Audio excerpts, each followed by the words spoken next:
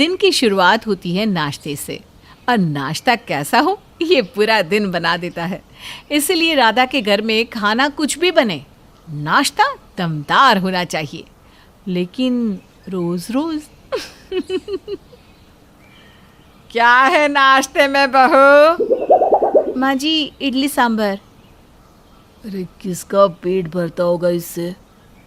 पेट भरने के लिए दिन का खाना होता है, नाश्ता तो सिर्फ दिन की शुरुआत करने के लिए होता है।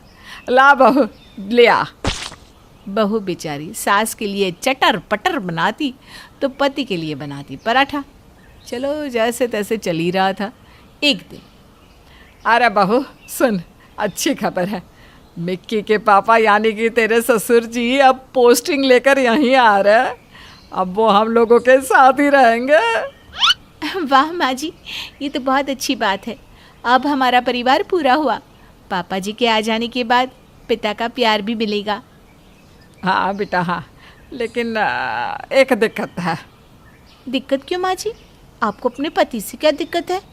अरे मेरे पति से मुझे नहीं, तुझे होने वाली है।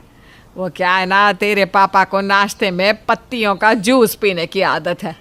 वो नाश्ता पत्तियों के जूस से ही करते हैं। पत्तियों का जूस ये कैसे बनता है? और वो दिन भी आ जाता है जब ससुर जी भी आ जाते हैं।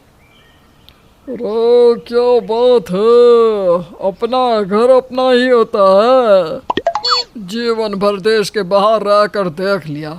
अरे बड़े प्यार से आपने ये घर हम लोगों के लिए बनाया था। अब रहने का भी सुख ले लीजिए।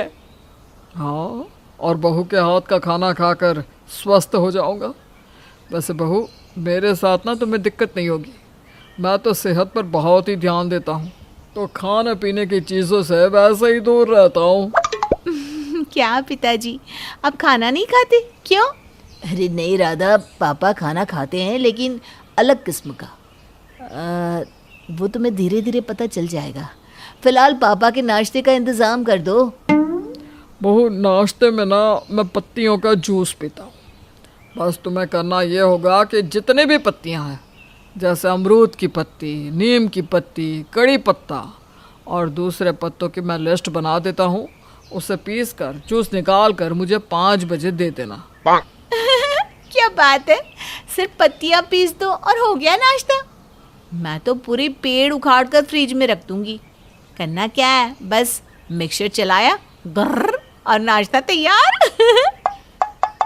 बहू को क्यों इतना बोझ दे रहे हो? सुबह 5 बजे कैसे करेगी वो? अरे नो वरी मम्मी जी, मतलब घबराने की कोई बात नहीं है। 5 क्या, पापा जी 4 बजे बोले तब भी दे दूं मैं उनका नाश्ता। बहू, लेकिन रोज रोज पत्तियां ढूंढना, उसे तोड़ना, फिर धोना, सुखाना, पीसना। माँ जी मैं हूँ ना। पक्का ना बेटा? हाँ हाँ पापा जी पक्का। आपको भी तो पता चले कि आपकी बहू कितनी टैलेंटेड है। बहू, लेकिन पत्तियों को रोज तोड़ना है, रोज फ्रेश पत्ती, ठीक है? हाय रे, बहू रोज फ्रेश पत्ती कहाँ से लाए, वो भी 5 बजे? पर पापा जी फ्रिज में रख दूंगी ना धो के। कैसी बात कर रही हो? जब पूरा बाग मौजूद है तो पापा तोड़ी रखी क्यों पिएंगे? लग गई ना बहू की क्लास। अब बहू उठती है सुबह 4 बजे, चारों ओर अंधेरा ही अंधेरा। हाय रे, कितनी ठंड लग रही है, क्या करूं? एक काम करूं, शॉल ले लेती हूँ सर पर। बहू राधा सर पर शॉल रखकर चोरों की तरह अंधेरे में पापा जी के नाश्ते के लिए पत्तियां देखने निकलती है। तभी पीछे से हो हो हो कुत्ता बहू को दौड़ाता है। हाय रे बचाओ, कोई तो बचाओ, क्या हो रहा है? ये कुत्ता जा जा। किसी तरह राधा गली के अंदर छुपती है। कुत्तों का झुंड चला जाता है तो वो बाहर निकलती है, फिर पत्तियां तोड़ती है, घर जाकर धोना, काटना, सुखाना सब करके पीसती है। जूस निकाल कर 5 बजे ससुर जी को देती है। वाह, भारत की पत्तियों की बात ही अलग है। अपने देश की मिट्टी की महक किसी में नहीं है। लो लो बहू, अब दोपहर तक तुम्हारी छुट्टी, मेरा नाश्ता हो गया। बहू की छुट्टी? बहू के लिए तो छुट्टी शब्द बना ही नहीं, वो कहाँ से छुट्टी करेगी। बहू बेचारी फिर लग जाती है सास के नाश्ते के लिए, फिर पति के लिए नाश्ता, और इन सब के बाद जब वो थक कर बेड पर बैठती है तो हाय रे, भूख लग रही है, मैंने तो नाश्ता ही नहीं किया, क्या खाऊं। कहने को तो 3 अलग अलग नाश्ते बनते हैं, लेकिन फिर भी मैं भूखी रह जाती हूँ। बहू किचन में जाती है, थोड़ा सा ढोकला रखा होता है और सब्ज़ी, और बाकी पास में पड़े होते हैं पीसे हुए पत्ते। क्या खाए क्या पिए कुछ समझ में नहीं आता, तभी उसे दिखते हैं बिस्किट्स। बस राधा, भर जाएगा तेरा पेट, उठा खा और कमरे में जा, कल की फिर तैयारी भी तो करनी है। बहू बिस्किट खाकर पानी पीकर कमरे में जा रही होती है कि अरे बहू, कल के नाश्ते में ना अरवी के पत्ते की पकौड़ी बना लेना, चने की दाल लगाकर, समझ रही है ना? बहू क्यों नहीं समझेगी, उसका तो काम ही समझना है कि अरवी के पत्ते की पकौड़ी बनाने की तैयारी एक दिन पहले से चलती है। तो चलो भाई शुरू हो जाओ। उठाकर झोला निकल पड़ी राधा सास के लिए लेने अरवी के पत्ते मार्केट से। और मार्केट में, भैया वो अरवी का पत्ता तो देना। फिर वो मन में सोचती है कि क्यों ना अरवी के पत्ते ज़्यादा ले लूँ, ससुर जी को पीस कर जूस भी दे दूँगी। राधा ढेर सारे अरवी के पत्ते लेकर घर आ जाती है और फिर अगली सुबह 4 बजे, ए जी सुनिए ना, उठकर बाहर से अमरूद, आम, पपीता, नींबू के पत्ते ले आए प्लीज़। कैसी बात कर रही हो यार, मैं रात को कहीं नहीं जा रहा हूँ। मैं क्या करूँ, कैसे करूँ, मुझे डर लग रहा है, कल ना कुत्ते पीछे पड़ गए थे। अरे यार, तो फिर जो पत्ते घर में या घर के आंगन में लगे उसी को पीस दो। ओए होए, राधा को याद आ जाता है कि पड़े हैं ना अरवी के पत्ते। वो फटाफट पत्ते पीसती है और ससुर जी को पिला देती है। अब आपको तो पता ही होगा कि अरवी के पत्तों से गले में जलन हो जाती है। हे भगवान, ये क्या पिला दिया बहू? बहू किस चीज़ का पत्ता था? भगवान! अरे बहू, तेरे पापा के गले में जलन हो रही है, क्या पीस के पिला दिया नाश्ते में? क्या है बहू, एक नाश्ता बनता है घर में, वो भी नहीं दे पा रही है तू ठीक से। अरे बोल दे नहीं होता तो। बहू घबरा जाती है। पर मैंने तो सबके लिए अलग अलग नाश्ता बनाया था माँ जी, कैसी बात कर रही हैं आप? तुमने पापा जी को कौन सी पत्ती पीस के पिला दी नाश्ते में? मैंने वो अरवी की पत्ती। हाय रे, क्या है बहू, इतनी भी अकल नहीं है? पता नहीं है कि कच्ची घुइयाँ यानी कि अरवी गले में जलन करती है, उसी का पत्ता पीस कर नाश्ता करा दिया। बहू परेशान हो जाती है कि क्या करे। अभी तो किचन में पकौड़ी बनी है, अभी तो पति के छोले पराठे बनाने बाकी हैं, इधर ससुर के गले की खुजली बढ़ती जाती है। चलिए पापा, मैं आपको डॉक्टर को दिखा कर आता हूँ। ससुर जी तो ठीक हो जाते हैं, लेकिन अचानक से बहू रोने लगती है। अब तुम्हें क्या हो गया, क्यों रो रही हो? मैं सुबह सुबह पत्ते तोड़ने नहीं जाऊंगी, मुझे डर लगता है, कहीं भूत दिखता है तो कभी कुत्ते दौड़ते हैं। देखिए, आप मुझे पत्ते लाकर दे दिया करे। पागल हो क्या?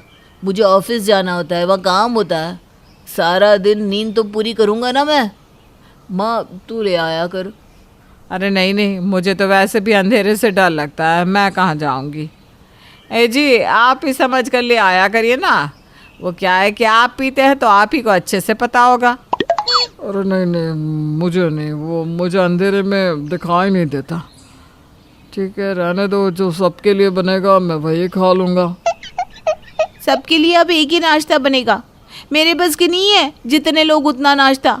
मम्मी जी, या तो आप पराठा खाइए या फिर आप इडली खा लीजिए। बहू ये बोलकर वहाँ से निकल जाती है, पीछे छोड़ जाती है लड़ाई कि कौन क्या खाएगा। उसका तो काम बनाना है। नाश्ता तो होगा, हर घर में होगा, लेकिन वही जो बहू चाहेगी, क्योंकि बहू बहू है, कुक नहीं। रामपुर गांव की पाठशाला में टीचर जी बच्चों को पढ़ा रही थी। कुछ दिनों से टीचर जी की सबसे मेधावी छात्रा कमला पढ़ने के लिए नहीं आ रही थी। इसीलिए टीचर जी ने कक्षा के बच्चों से पूछा, अरे श्याम बेटा, आजकल कमला पढ़ने क्यों नहीं आती? क्या तुम्हें कुछ पता है? नहीं टीचर जी, मुझे तो इस बारे में कुछ नहीं पता। उसका घर मेरे घर से बहुत दूर है। आप सीमा को पूछ लो, वो उसके पड़ोस में ही रहती है। क्यों सीमा, तुम्हें कमला के बारे में कुछ पता है? आजकल वो स्कूल क्यों नहीं आती? वो टीचर जी, उसकी ना शादी होने वाली है। शादी होने वाली है?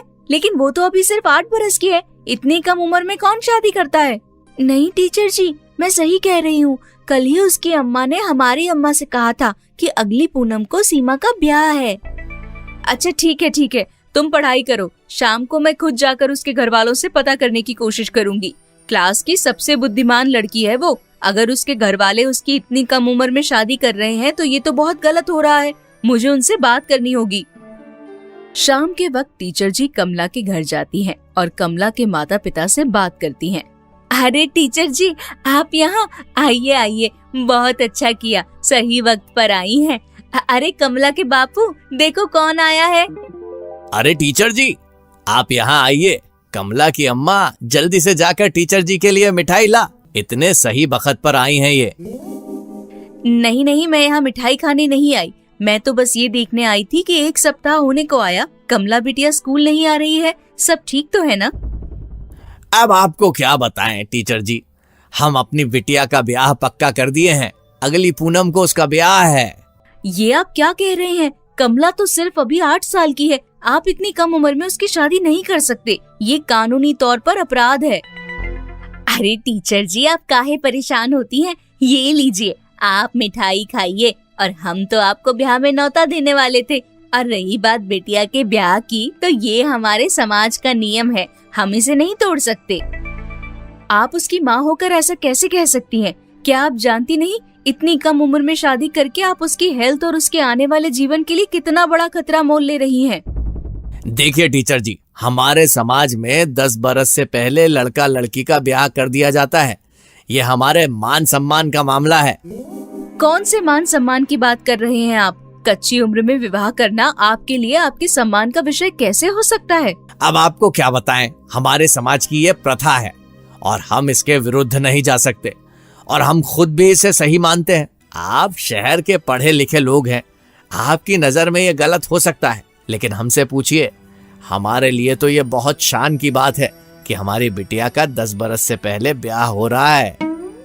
हाँ टीचर जी, बच्चों का ब्याह जितनी कम उम्र में हो जाए उतना ही ठीक रहता है। नहीं तो बड़े होकर कुछ ऊंच नीच हो जाए, कुछ गलत काम कर ले तो समाज में नाक कटाने के अलावा कुछ नहीं बचता। आप गलत कर रहे हैं, आपको समझना चाहिए। आप जानते हैं, बाल विवाह करने के लिए आपको सजा भी हो सकती है। अब हम किसी सजा से नहीं डरते। ये हमारी प्रतिष्ठा का सवाल है। हमारे समाज और हमारे देवी देवताओं की वर्षों से चली आ रही परंपरा को हम ठुकरा नहीं सकते। टीचर जी के लाख समझाने के बाद भी कमला के माता पिता उनकी बात समझने को तैयार नहीं थे। टीचर जी ने बहुत कोशिश की। उन्होंने गांव के अन्य कई लोगों से भी बाल विवाह रोकने के लिए बातचीत की, लेकिन किसी ने उनकी बात का समर्थन नहीं किया। तभी टीचर जी की मुलाकात गांव के 25 साल के युवक मोहन से हुई। मोहन शहर में नौकरी करता था और कुछ दिनों के लिए गांव आया हुआ था। एक दिन सुबह के वक्त। नमस्ते मैडम, मैंने सुना है आप गांव के बच्चों को पढ़ाने के लिए शहर से यहाँ आई हैं। आप सच में बहुत अच्छा काम कर रही हैं। जी धन्यवाद। वैसे आप कौन हैं? पहले कभी आपको यहाँ देखा नहीं। मैं यहाँ नहीं रहता, शहर में नौकरी करता हूँ और कभी कभार यहाँ पर आता हूँ। यहाँ हमारी कुछ जमीनें हैं, बस उन्हीं के काम के लिए यहाँ आया था। आप मुझे पढ़े लिखे और समझदार इंसान लगते हैं, इसीलिए आपसे एक बात करना चाहती हूँ। यहाँ गांव के लोग अपने बच्चों का बहुत कम उम्र में विवाह कर देते हैं। क्या आप उन्हें समझाने में मेरी मदद करेंगे? गांव के लोग इस मामले में आपकी कोई बात नहीं सुनेंगे मैडम। बाल विवाह की प्रथा यहाँ पर सदियों से चली आ रही है। ये लोग किसी की नहीं सुनते। मोहन की टीचर जी से मुलाकात के अगले दिन ही गांव में एक दुखद हादसा हुआ। इसी गांव की लड़की रम्या का बाल विवाह हुआ था और विवाह के 1 साल के भीतर ही उसकी अस्पताल में मौत हो गई। डॉक्टर ने बताया कि रम्या के कम उम्र में गर्भ ठहर जाने के कारण उसकी मौत हुई थी। टीचर जी ने गांव के लोगों को पंचायत में बुलवाया। जैसा कि आप सब गांव वालों को पता है, हमारे गांव की रम्या की मौत हो गई है और इसीलिए टीचर जी आप सबसे कुछ बात करना चाहती हैं।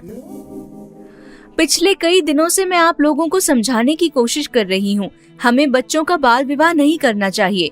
रम्या की मौत बाल विवाह से होने वाले दुष्परिणामों का ही एक उदाहरण है। देखो भाइयों, पिछले कुछ दिनों से यह टीचर जी हमारे गांव में बाल विवाह को रोकने की कोशिश कर रही है, लेकिन यह हमारी परंपरा है। हम सबको मिलकर टीचर जी को वापस उनके शहर भेज देना चाहिए। यहाँ ये सब नहीं चलेगा। सारे गांव वाले एक साथ। हाँ हाँ, हमारे गांव में ये सब नहीं चलेगा। हम अपनी परंपरा को नहीं छोड़ सकते हैं। गांव के सभी लोग टीचर जी की बात का विरोध करते हैं और काफी उग्र हो जाते हैं। और वैसे भी आपके पास इसका क्या सबूत है कि रम्या की मौत उसकी कच्ची उम्र में शादी की वजह से हुई है? तभी वहाँ पर मोहन आ जाता है और उसके साथ में गांव के अस्पताल के डॉक्टर साहब भी। शांत हो जाइए आप लोग। इस तरह टीचर जी पर गुस्सा करके और उन्हें नुकसान पहुंचाकर कुछ हासिल होने वाला नहीं है। मैं अपने साथ डॉक्टर साहब को लेकर आया हूँ, वही आपको सच बताएंगे। जी हाँ, मोहन और टीचर जी सही कह रहे हैं। इस तरह कम उम्र में अपनी बच्चियों की शादी करके हम उन्हें मौत के मुंह में ढकेलते हैं। मैं आप सब लोगों को यही बताना चाहता हूँ कि अब आप लोगों को बाल विवाह रोक देना चाहिए।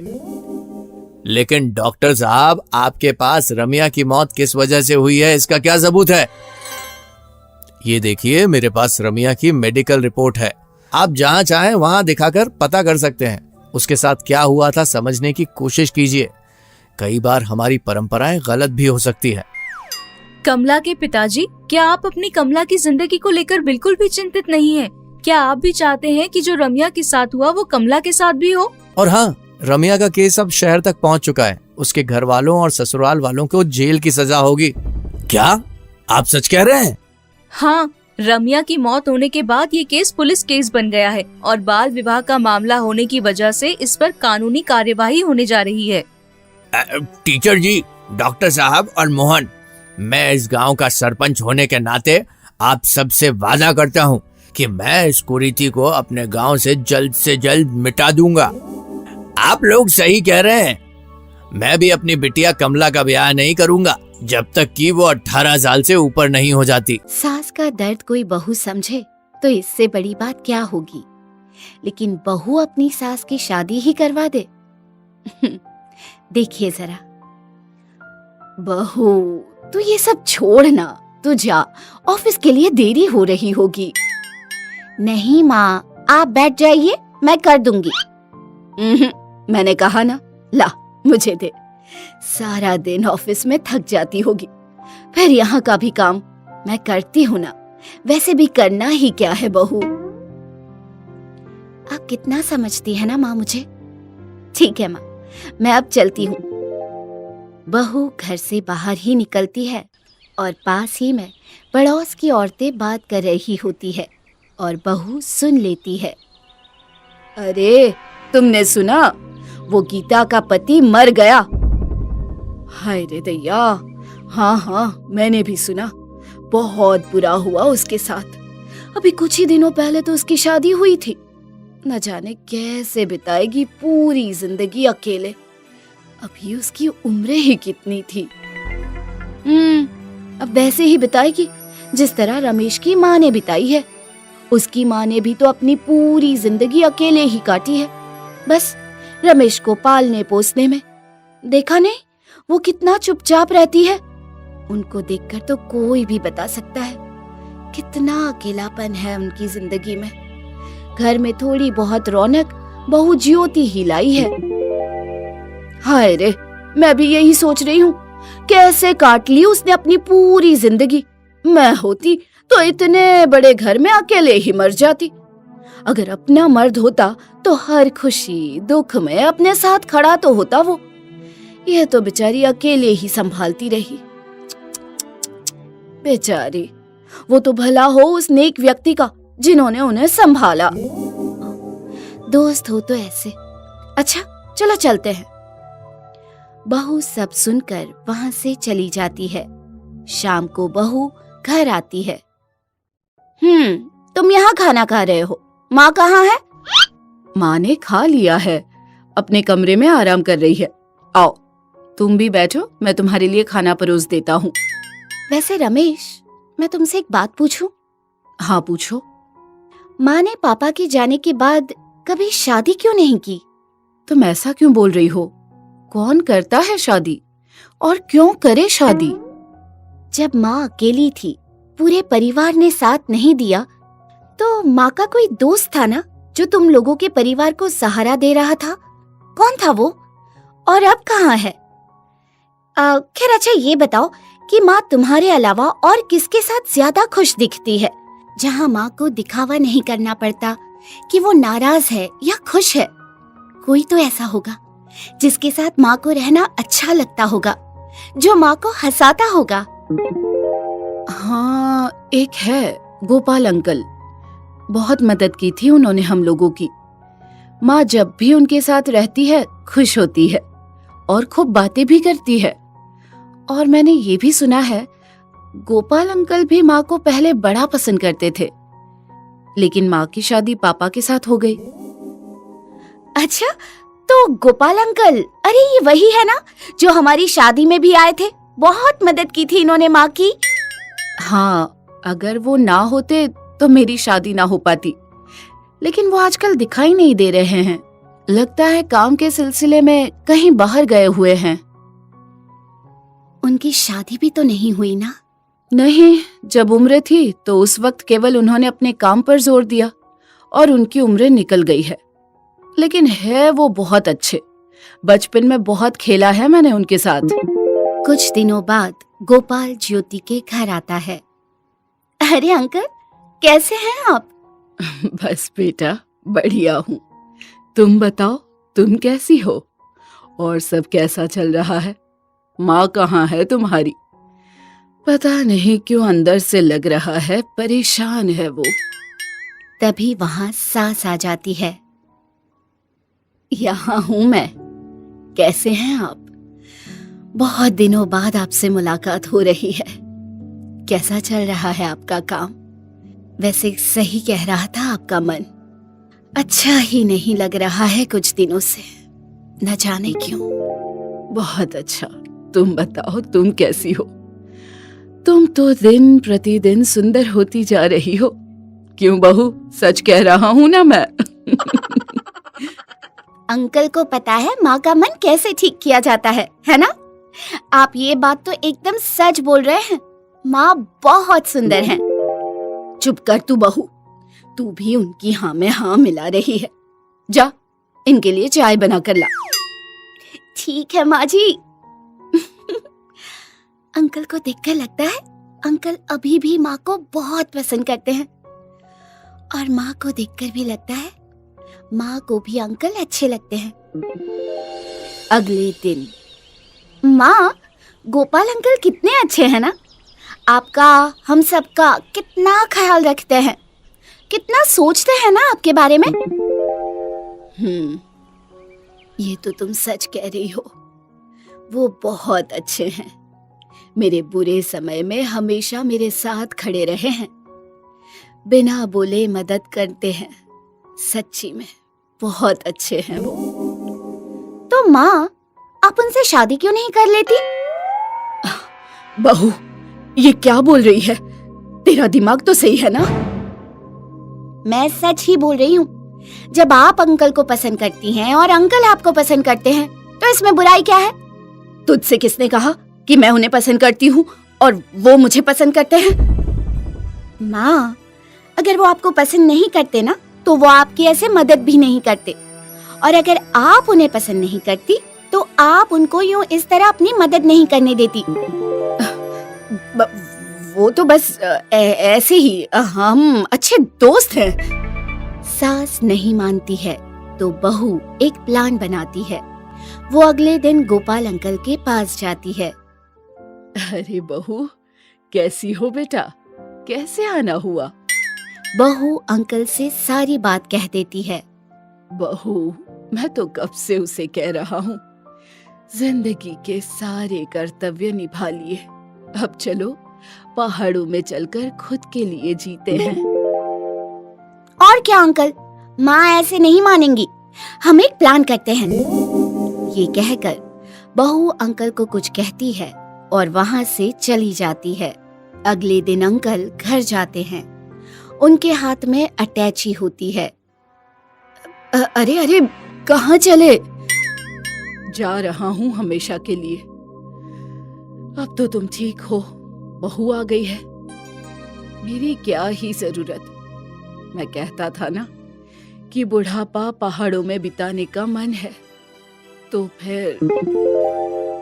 सास गोपाल अंकल की बात सुनकर निराश हो जाती है। कैसी बात कर रहे हैं? क्यों नहीं है तुम्हारी जरूरत? कितने दिन से परेशान थी, तुम आए तो कुछ ठीक लगा। मैं नहीं बोलती क्योंकि समाज का डर। माँ, मुझे पता है आप लोगों के डर से ऐसा बोल रही हैं, लेकिन माँ, आप लोगों की फिक्र करना छोड़िए, अपनी खुशी का ध्यान रखिए। आप वो कीजिए जो आपको खुशी दे। बहू, मैं ज्यादा लोगों की वजह से नहीं, लेकिन रमेश, अगर मैंने दूसरी शादी कर ली तो उसे कैसा लगेगा? वो क्या सोचेगा मेरे बारे में? वो कहेगा जिस उम्र में माँ को मेरे बच्चे को संभालना चाहिए, उस उम्र में माँ अपनी शादी कर रही है। उसे मुझ पे शर्म आएगी। मेरी वजह से लोग उस पर कीचड़ उछालेंगे। अगर माँ आप ऐसा सोचती हैं तो बिल्कुल गलत सोचती हैं। मुझे लोगों से ज्यादा आपकी चिंता है। मुझे उन लोगों से कोई लेना देना नहीं है। मुझे आपकी खुशी से लेना देना है। अगर आप शादी से खुश हैं तो मैं भी बहुत खुश हूँ। हाँ, लेकिन मेरे हाँ कहने से क्या होगा? क्या वो भी मुझसे शादी करना चाहते हैं? हाँ, मैं भी तुमसे शादी करना चाहता हूँ। तो फिर देर किस बात की? ऐसे ही बहू सास की दूसरी शादी करवा देती है और उसकी सास पहले की तरह खुश रहने लगती है।